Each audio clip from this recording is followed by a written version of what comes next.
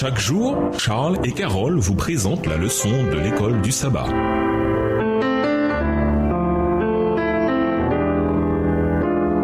Bienvenue à votre émission Dieu nous parle. Nous voilà la leçon 2, des raisons de remercier et de prier. Étude de la semaine, Philippiens 1, les versets 1 à 18, 1 Corinthiens 13, versets 1 à 8, Jérémie 17, verset 9, Colossiens 1, les versets 1 à 12, 1 Pierre 1, verset 4, Psaume 119, verset 105, Ésaïe 30, verset 21. Verset à mémoriser. Je suis persuadé que celui qui a commencé en vous une œuvre bonne en poursuivra l'achèvement jusqu'au jour de Jésus-Christ. Philippiens 1, le verset 6. Paul commence volontairement ses épîtres par des paroles de salutation et de remerciement. Grâce et paix à vous de la part de Dieu notre Père. Nous rendons grâce à Dieu le Père de notre Seigneur Jésus-Christ. Colossiens 1, et versets 2 et 3. Comme Paul, nous avons de nombreuses raisons d'être reconnaissants. Nous avons fait l'expérience de la grâce de Dieu personnellement, à tel point que les anges eux-mêmes ne peuvent pas saisir ce que cela veut dire. C'est la même chose pour le don de la paix que nous fait Dieu, qui inclut l'harmonie avec Dieu et l'espérance qui découle de son amour. Sur le plan humain, nous pouvons montrer aux autres notre reconnaissance et espérer que les autres soient sensibles à ce que nous faisons pour eux. Les parents prient pour que leurs enfants aiment Dieu et soient reconnaissants un jour, voire dès maintenant, des véritables sacrifices que nous avons faits pour leur donner la meilleure éducation possible. Mais, en tant qu'humains, nous faisons beaucoup d'erreurs et nous apprenons de ces erreurs, ou du moins nous devrions. Cette semaine, nous réfléchirons aux paroles d'introduction de Paul dans Philippiens et Colossiens, des paroles d'action de grâce et de prière qui peuvent enrichir et fortifier notre propre vie de prière. Au revoir. Et à demain si Dieu veut.